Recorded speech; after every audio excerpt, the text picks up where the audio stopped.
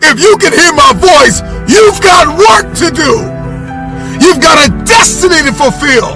You've got a purpose to walk into. You've got a test to pass. You've got dots to connect, rooms to walk in, stages to stand on, and tables to sit down at. We all want to do something. We all want to be somebody. We all want to go somewhere. Let's dispense with the painful conversations of what happened in your past. Celebrate the lessons that you learned in your past.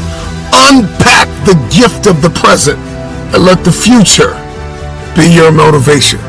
Everybody is looking to manifest. We're all looking to manifest something.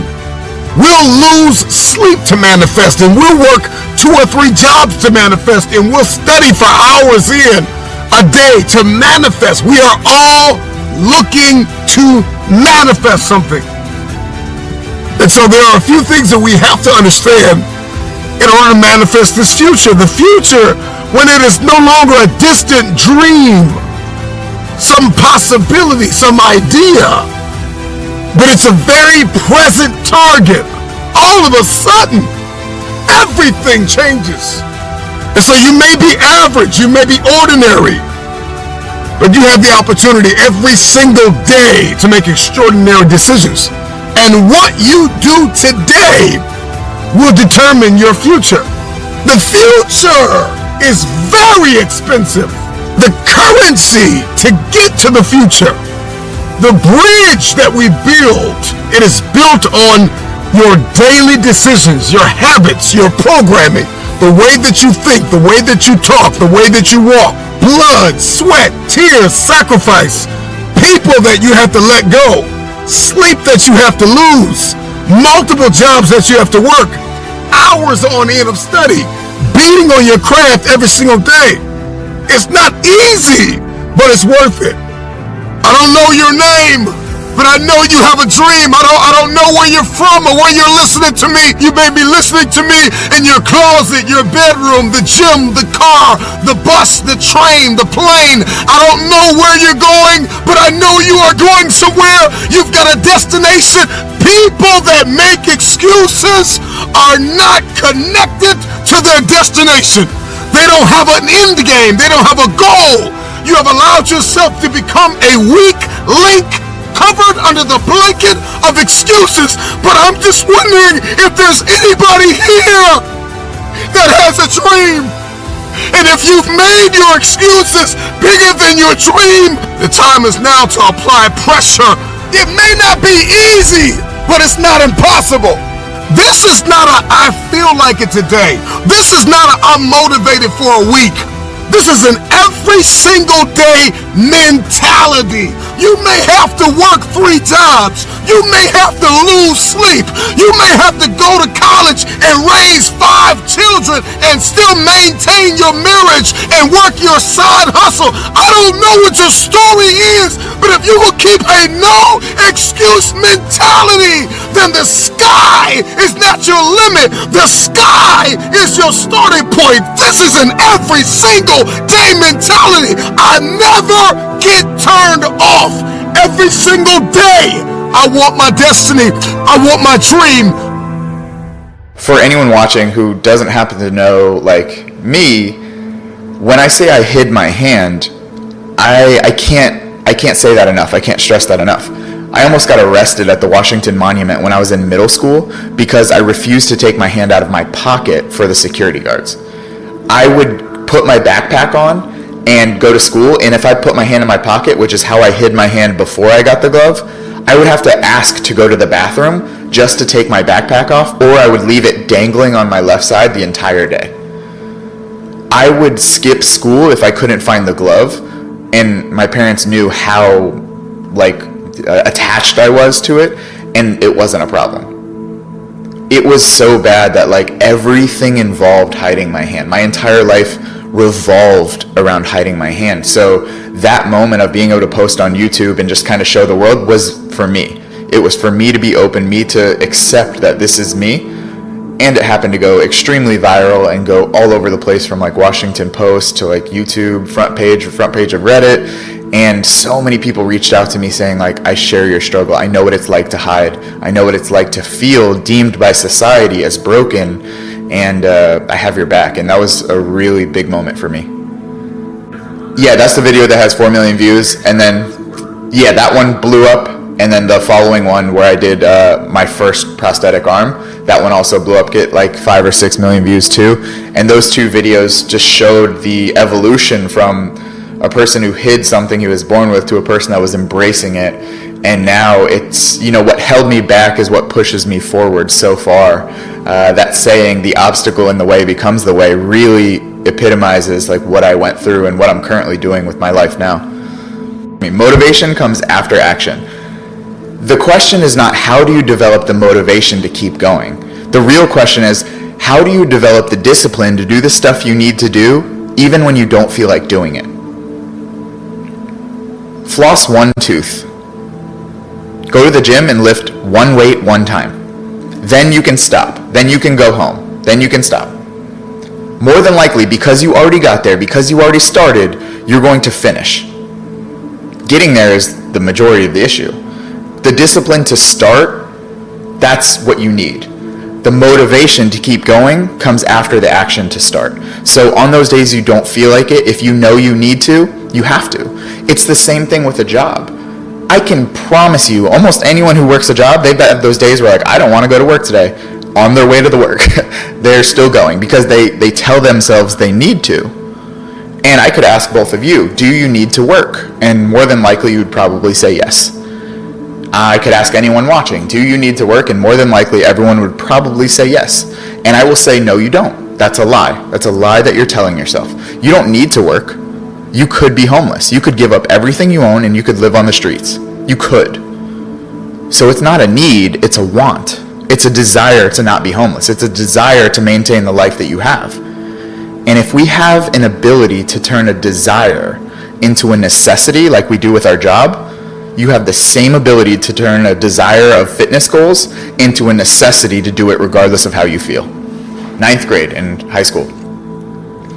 I don't know why she said this, but I don't even remember the context, but she said, you teach best what you need to learn most. That has stuck with me for so long. And I've kind of built on that concept of the answers you need are in the problems you haven't solved yet. You teach best what you need to learn most. For me, I needed to learn how to validate myself. I needed to learn how to see value in myself when I saw myself as broken. I needed to learn how to, lift weights thinking that I couldn't. And now I teach people that stuff. That's my job. What I teach now is what I needed to learn most back then.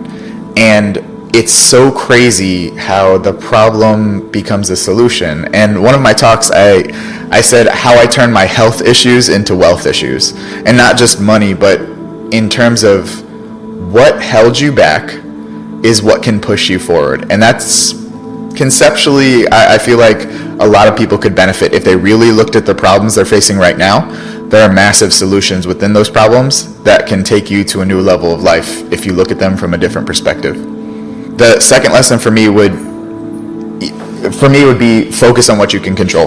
That concept has reduced my stress, has reduced my anxiety, has reduced so much unnecessary worry in my life.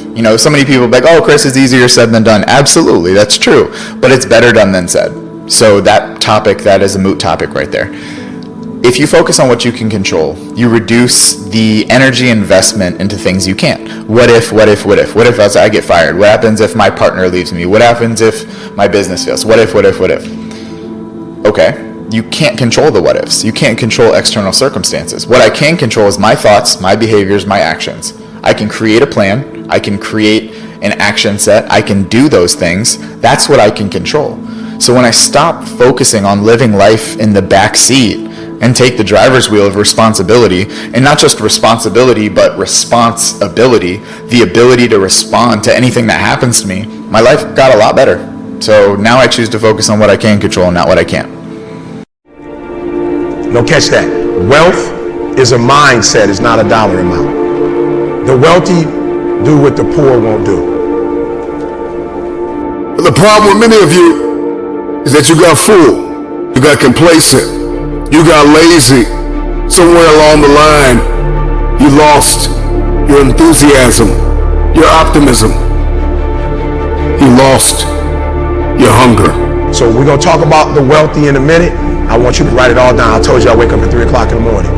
I am willing to do what others are not willing to do so I can live like others would never live. Somebody say you get up at 3 o'clock in the morning. Why wouldn't I? Why wouldn't I get up at 3 o'clock? Our ancestors was getting up at 3 or 4, picking cotton. Oh, you thought they was getting up at 9.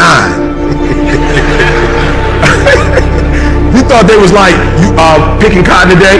Oh, we're going to start at 9. We're going to start at 9 a.m. It's going to just let the sun come up, and then once the sun comes up, you're going to, you're sick? Oh, you get a sick day. If you want your future, then you are going to have to get acquainted with pain, with discomfort, with inconvenience. Because hunger is the only thing that's going to give you the power to persevere through that pain. Here's what's crazy. In the 1800s, I had to have a certain work ethic just to survive. And you have the opportunity to become multi-millionaires, billionaires, and your work ethic is worse than the people who was forced to work. People tell me, I'm a boss. You're not a boss. You can't even make yourself get up. You got a t-shirt, I'm a boss, but you getting up at 8:30, 9 o'clock. Bosses are up watching the 3 o'clock news. Some of you didn't even know the news came on at 3 o'clock. Because you watched the 6 o'clock news. You thought that's what the first one. The first news is at 3 a.m. That's the one Warren Buffett on. No, you're saying Warren Buffett is Warren Buffett because he's a white male. Warren Buffett is Warren Buffett because of where he grew up. Warren Buffett is not Warren Buffett because of where he grew up. Warren Buffett is Warren Buffett because what he does, he reads 6 hours a day every day. That's 42 doggone hours a week. So when Warren Buffett makes a decision, he makes a very wise decision. Why? Because he's making it off of 42 hours a week. You hadn't read nothing. You making decisions off the Housewives of Atlanta. Warren Buffett is binging on, I was in the room with Warren Buffett. He said he was reading the financial report of GM in 1956. Why? Because that was their best year. He's binging on GM's financial records from 1956, and you binging on Power. But now you saying, hey, racist. They ain't racist when you watching Power, though. I don't care if you got to listen to me 1,000 times. I need you to get crystal clear about your future. Because the only reason why you are here, the only reason why you're alive is because you have work to do.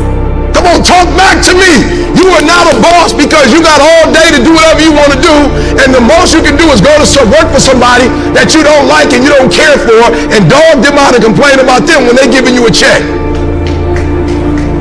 They guaranteeing you a check. They making sure you got health care, and you dogging them out. If you don't like what they doing, why are you still there? Go get your own job. They weren't the only ones that was blessed, and that was fruitful, and that could multiply, and that could subdue the earth and have dominion. They're not the only ones. You can do it too, but your problem is you're not a 1%er because you don't live like a 1%er. If you want generational cycles broken in your family, if you want to be the first to achieve, the first to get it done, the first to see it, the first to do it, you must stay hungry. There's this thing people think that like, I'll be happy when? Once I get like this big, amazing home, or once I get this car, or once I get this relationship or an amount of money, then I'll allow myself some happiness. The problem is the finish line always moves. You never arrive there, right? The other part is people think, well, if I enjoy myself now, I'm going to lose my drive. In other words, if I can just wire myself with enough pain all the time, I won't lose my drive or ambition. The truth is there's no correlation between the two at all. There's no relationship between you feeling complete pain all the time and losing drive. And so I talk about living in a state of blissful dissatisfaction. And really the best example of that would be like if you've ever, I love a good meal, right? If I bite into a great piece of steak, if you're a steak eater like I am, you take that first bite, it's like complete bliss, right? there's no correlation between how great that tasted and your lack of desire for the next bite. In fact, that bliss causes you to want more of it. And so the more we can do to reward ourselves with bliss, we're not going to lose our dissatisfaction. We're not going to lose that. And so for me, our brains, there's dopamine hit you get when you do something successful. If you constantly cheat yourself out of that hit, right, biomechanically in your body, less and less in the future will you want to achieve the next level, the next dream, the next step. And that's why so many people stall out in life. They got to a certain point and they cheated themselves out of the bliss, out of the celebration. It's important that we celebrate our wins. We celebrate our lives because it causes us to want the next bite. It keeps us hungrier, not the reverse. And so for me, I want to live in a state of being grateful and blissful now, not waiting for some future place or date that may never arise. So that's what it means for me. I play these very strange games with myself when I'm at the gym. When I'm working out, I always do one extra rep, one extra set, because it's a promise I kept to myself. And here's the biggest thing. It's a pattern. It's a pattern I keep of me. I always do a little extra. I always go the extra inch. And the quickest and easiest place to do it is the gym, because I can always grab one more weight, one more set. And here's what it does. It shifts your identity. So identity is the governor on our lives. It's the invisible force that no one understands. And once they do understand and get a hold of it, their life can change. And so not only if you don't get a hold of this, will these outward conditions of your life keep being exactly the same, but you could behave differently. You could do all the working out. You could be thinking great thoughts, but you are going to get out of your life. You're going to be the most powerful force in the world, I think, is to be consistent with the concepts, ideas, and worth that you hold for yourself. You will get that out of your life, what you will tolerate. Okay? The deeper part of that is identity. And so identity is very much like a thermostat sitting on a wall, right? This is important. Once that temperature is set at a certain degree, everything in the world externally can hit it, and you will find a way to get that temperature. So even in this house, let's say it's set at 80 degrees. If we opened up all the doors and cold air, just the worst things in life, the blizzard of life came in, the thermostat will kick the heater on and it will regulate this room back to 80 degrees. The reverse is also true. It's a super hot day. Great things are happening in your life. It's getting hotter and hotter and hotter. If you're at 80 degrees, that internal thermostat will find a way over a window of time to cool your life right back down to 80 degrees again. So the key, the secret key, is to be able to shift that identity.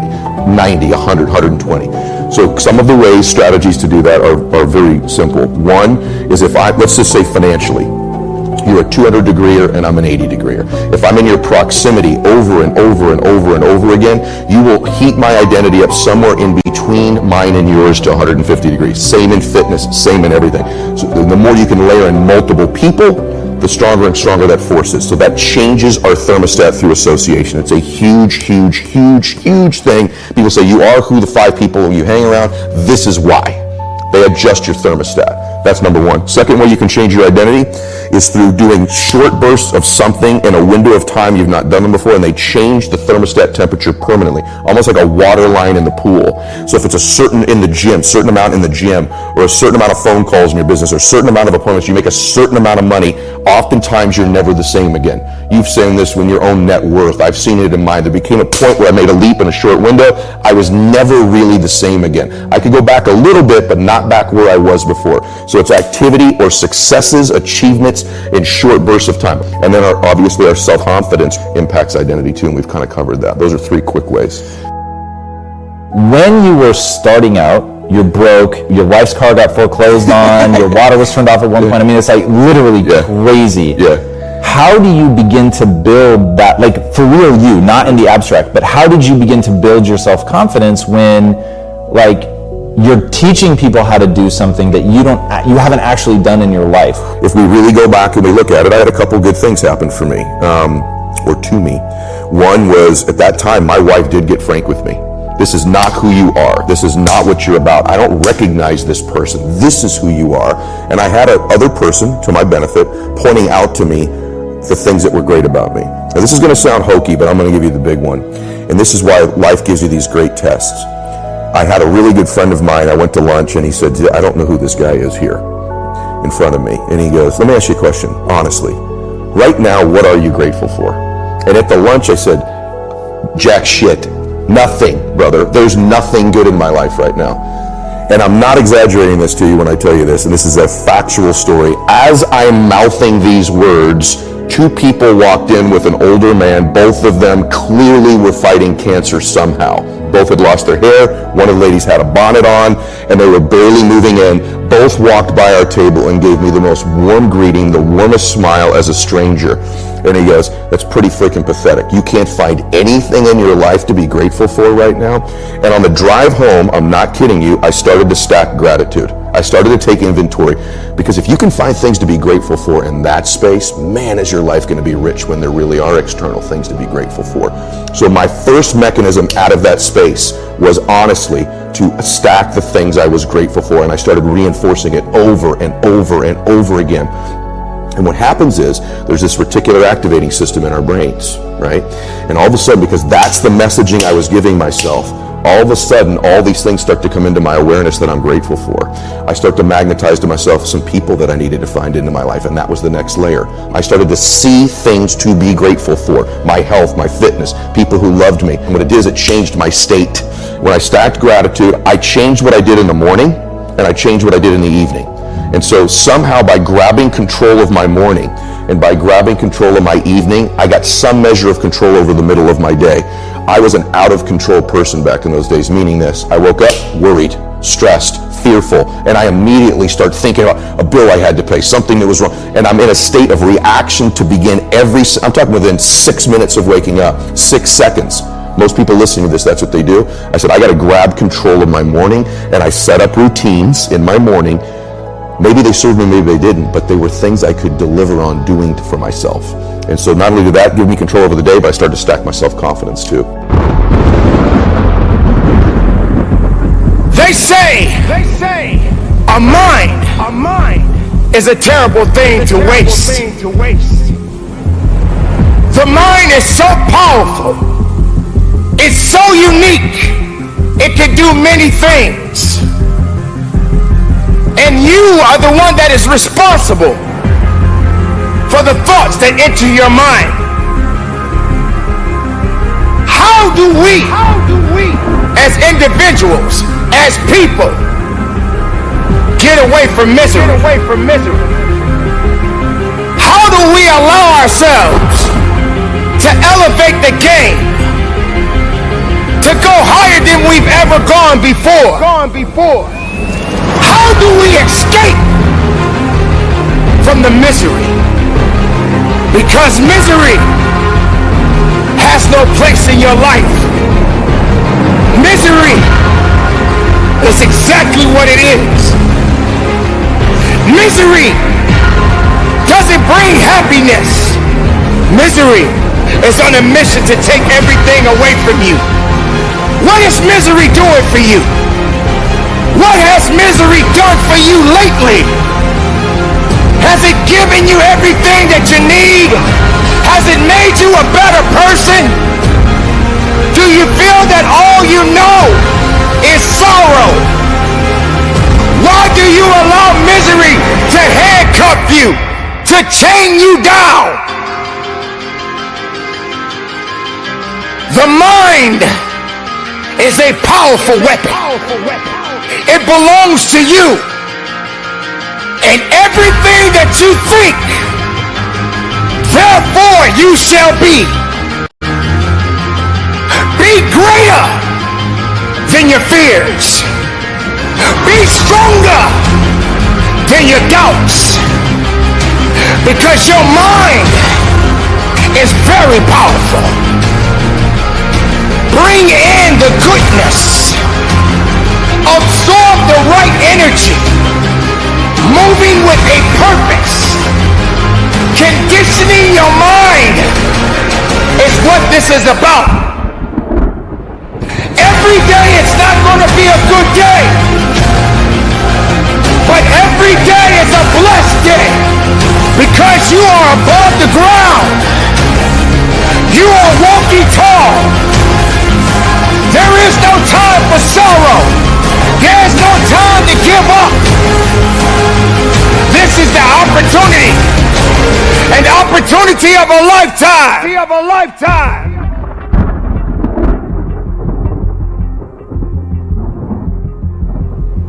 Make your mind matter. and put aside the things that don't matter.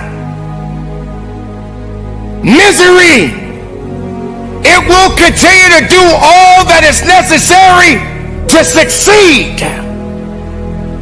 But the time has come for you to succeed, for you to believe, for you to stand tall, for you to understand that you got a mission, and your mission is not done yet. Today is that day, and when and if tomorrow comes for you, be even more powerful, be stronger than you've ever been, rectify in yourself, believe in yourself, keep that faith in yourself. Don't let the outside interference stop your growth. Don't let those that doubted you and said that you did not have it hold you back. Don't let the losses keep you down. Because if you're down, how would you understand what it means to get up? What is good about being miserable? Resurrect yourself from the pit of darkness, because misery doesn't have the right to control your life, your mind, your abilities, your faith within yourself is all that you need. The steps that you take in your life, it's a process within itself. It won't be easy, but you don't deserve easy.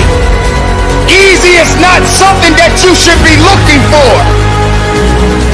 Embrace all of the challenges that are necessary, but you continue to fight forward. You continue to believe in yourself. When the rest of the world says no to you, you say yes to yourself. You say yes, I believe. You say yes, I can do it. You say yes, nothing can stop me. Let it be known within you, because no matter what's happening, no matter what's going on around you, you are responsible for what you think within you. Your mind does matter. And if you put the wrong things inside of your mind, the best things won't come out. The best of you won't show up. Because you allowed everything around you to destroy you. To destroy your dreams. And your dreams are limitless. They never die. There's going to be a lot of things swimming beneath your feet. There's going to be a lot of things that are going to try to drag you down. But you're not in the business to drown. You're in the business to live. Do not starve yourself from the beauty of life. You must have the ability to nourish your mind. You must have the ability to nourish your soul. Are you ready to succeed? Are you prepared to move forward? Make it count. Be productive.